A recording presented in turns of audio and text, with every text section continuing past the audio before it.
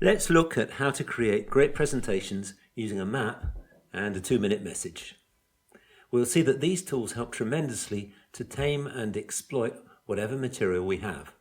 It doesn't matter if it's good or bad, if we've got too much of it, or if we have hardly anything at all.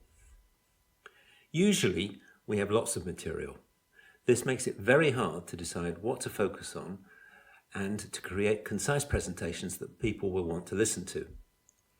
In the worst case, this excess of confusing inputs results in an excessively long, confusing presentation. So the first thing to do is to put all that confusing stuff to one side. To get a sheet of blank paper and take out a couple of tools. The tools in question are, of course, map and the 2-minute message. Having noted my objectives and captured what I know about the audience, my 2-minute message plan is structured in 4 parts. The audience context statement, the key statement, the supporting statements, and the closing statement. However long it takes me to write this lot, it should be possible to read out the result in about 2 minutes, hence the name. The audience context statement sets the scene. It must be written for the audience. It must set the correct context for the rest of the presentation.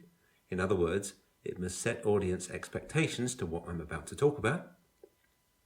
And it must lead towards my key statement. The key statement is my main message, my one and only main message. The 2-minute message structure forces me to think hard about the single most important thing in the whole presentation. Though this key statement can be quite hard to define, it really helps. The supporting statements are essentially all the stuff that I know about the subject and which might be relevant. Sometimes it helps to list all of this before deciding on a key statement. But please note, I still have to do this without referring to slides and other documents. It's crucial that my mind is not influenced and does not become cluttered by external sources of information. There'll be plenty of time to check on that later. For the closing statement, I go back to my audience context and key statements and kind of wrap up in different words. Then I add to that some kind of lead into next steps. Once I've completed my map and TMM, I'm then free to implement my presentation in any way I want. Sometimes the 4-step TMM flow is also a sensible structure for the pitch itself, but I don't have to stick to that if I don't want to. This magic formula helps me to create clear presentations that have impact.